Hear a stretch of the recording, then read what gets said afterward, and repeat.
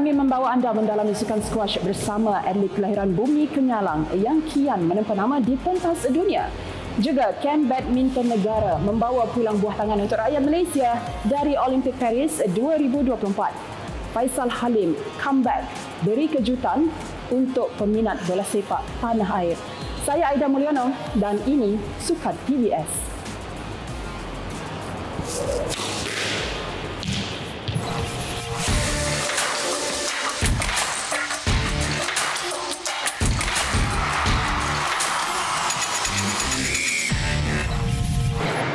Sukan TVS minggu ini kita mulakan dengan segmen Berjaya Sukan yang mana saya bawakan kepada anda atlet kelahiran diri Sarawak yang kian menempa nama di pentas dunia dalam sukan squash yang saya kira sebenarnya di peringkat lokal ini mungkin squash ini kita boleh katakan underdog, tetapi bagaimana Harith Danial Jefri boleh menempa nama sehingga ke peringkat antarabangsa.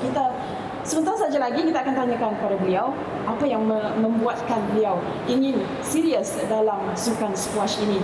Hai Harith. Hi, how are you? I'm good. Okay, Harith, mungkin awak boleh kongsikan kepada para penonton sebenarnya mengapa awak memilih sukan squash ini dan boleh ceritakan sedikit secara ringkas perjalanan.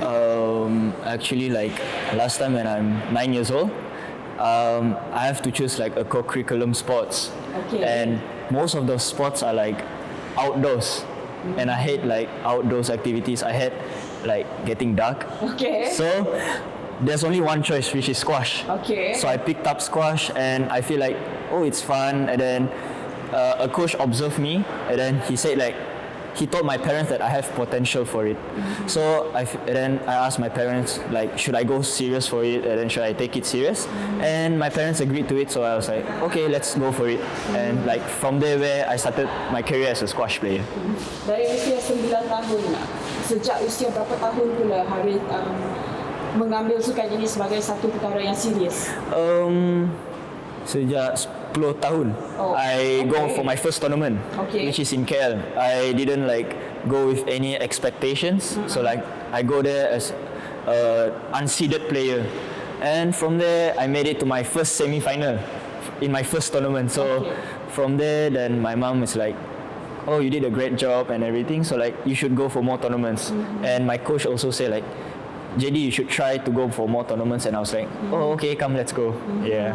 Siapa sangka hanya kerana tidak mahu melibatkan diri dalam sukan yang perlu outdoor, dia sampai ke tahap sekarang ini. Okey, Harith, setelah berkecimpung dalam sukan squash hampir 10 tahun sebenarnya, apa pengalaman yang jadi tidak boleh lupakan? I think not winning, but achieving runner-up in my British Junior Open, which is in 2018. It's like one of the major tournament where most of the junior aim to win, and I think like that's the most good experience I've had, like playing with all the Europe country player and everything. So I think it's the best moment for me. So that is your best achievement so far? My best achievement, which is recently in World Junior. Okay. Yeah, I got a bronze medal. So like making it into the semi-finals after 6 years. I mean after 8 years, so which is a big achievement for me. Okay, dari penceritaan JD sendiri, beliau telah pun terbang ke sana ke sini di luar negara untuk menghadiri ataupun mewakili Sarawak ataupun Malaysia di peringkat antarabangsa.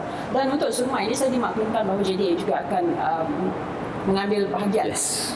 Jadi dengan kejohanan di luar negara yang memerlukan JD untuk pergi ke sana ke sini, macam mana JD tetap mengekalkan ataupun mengarahkan tumpuan ataupun fokus kepada SUKMA? I think I just have to focus more on my mentality actually.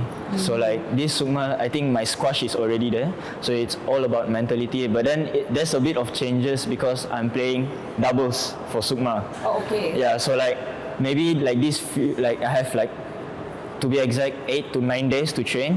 Okay. But then me and my mixed double partner, which is Natalie, we've played the last 2 years SUKMA and we've won gold medal. So I think my chemistry with her is like, it's already there. It's just that you have to fix the small things in court, and for my men's double, which is Altamis, and he's also a national player, and we are roommates in KL. Okay. So like we know each other very well. So I think like in the court, it's the same as mixed double. We just have to like fix a little things just to be good. Yeah. Adakah jadi yakin mampu mengekalkan gold medal itu? InsyaAllah kami akan buat yang terbaik lah. Okey. Yeah. Baik, jadi sudah bermain sehingga ke peringkat antarabangsa. Apa yang awak harapkan daripada sukan squash ini pada masa akan datang? I hope squash gonna be like more famous in Malaysia, because in Europe country it's like very famous, and Yes, it's a big sports for them, because most of the Europe countries they like pick squash as their first choice, but in Malaysia maybe second choice, and then they need advice from people like should I join squash or not. So I feel like maybe the organizer can make more local tournament, like something like MSSS, like just to build up a bit and just to groom them up to take squash. Betul. Yeah. Baik, okey. Jadi sukan squash ini tidaklah kita nak cakap sebagai sukan yang underdog. Macam jadi cakap tadi, dekat Europe countries memang sangat famous. Yep. Tetapi di Malaysia ataupun di peringkat lokal-lokal inilah kurang dikenali. Tetapi sebenarnya Malaysia ni tidaklah juga kita katakan squash ini sukan yang small sport. Yeah. Because we have our star Yep, back true, then, yep. Datuk Nicole and David, Yep. Everyone knows her. And then sebagai atlet squash sendiri, bagi pendapat JD, bagaimana nak tarik minat orang terhadap squash? We don't only have like a star back then like the Dato' Nicole and David. We also have now, which is the women. We have Siva Sanggari, which is top 10 in the world now, and we have Eng Yao, which is top 15 in the world. So like maybe they can look more into squash and know more about squash. So I feel like they should maybe learn go around and explore about what sport they should take, and maybe if they want to try indoor sport other than badminton, squash would be the best. Yeah. Okay, Harith, last but not least, apa harapan Harith terhadap sukan squash di Malaysia? I hope squash gonna grow a bit like open, like it's around the world now. So I hope like it's more famous in Malaysia, and then squash is in Olympics now. So I think everyone is gonna look up into getting into the Olympics. So like squash is in there. So I feel like squash is gonna be more famous in the future. Yeah. InsyaAllah. Baiklah, itulah dia tadi antara perkongsian yang dapat dibawakan daripada atlet squash kita, iaitu Harith Danial Jefri ataupun JD.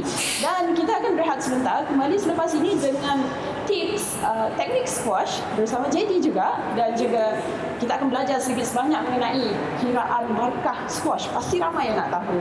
Baik, bye-bye. Kembali selepas ini.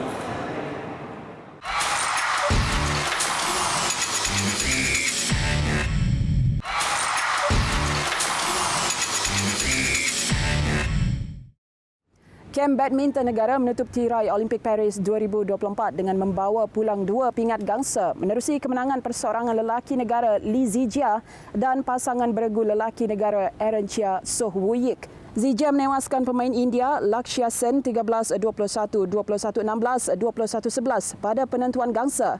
Manakala pasangan beregu lelaki pula menewaskan Kim Astrup Anders Karup Rasmussen dari Denmark 16-21, 22-20, 21-19. Selepas hampir 3 bulan direhatkan susulan insiden simbahan asid, Faisal Halim atau Miki mengakui dirinya terkejut apabila diturunkan ke perlawanan separuh akhir Piala FA kedua baru-baru ini. Miki mengakui gembira dapat kembali ke padang dan sekaligus dapat memberi keyakinan lebih tinggi kepada dirinya. Meskipun tiada dalam kesebelasan utama dan tidak diturunkan sebagai pemain gantian, beliau menganggap kehadirannya itu membawa semangat perjuangan untuk rakan-rakannya. Okay, so like here are the few tips and techniques to play squash. So there are the 4 basic shots that you need to know, which is drive, cross court, drop and bows. So these are 4 basic things you need to know. And the way how it played is 11 points a set, and if it reached 10 all, which is 10-10, it's something like badminton when it reached 20 all or 20-20.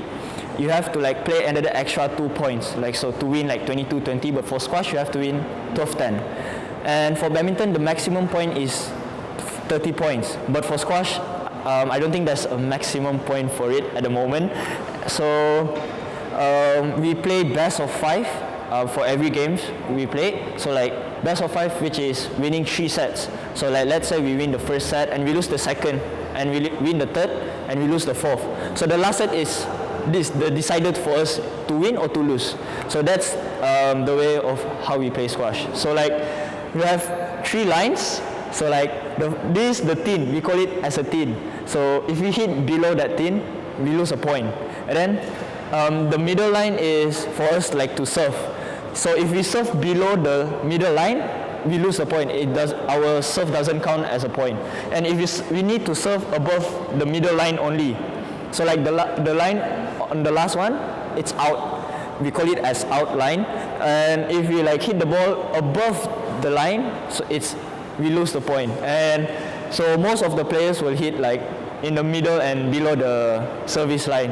And like there's another way to win a point. If like let's say we hit a ball and our opponent receive it after a double bounce, so the opponent lose the point and we win the point. So we must hit it after the first bounce only. So this is drive. So this is drive. Okay. So this is the first basic shot that everyone need to know. So the second basic shot is cross court. We call it cross court, which is like this. This one is cross court. Okay. So for the drops is actually a soft touch where you just have to play your racket.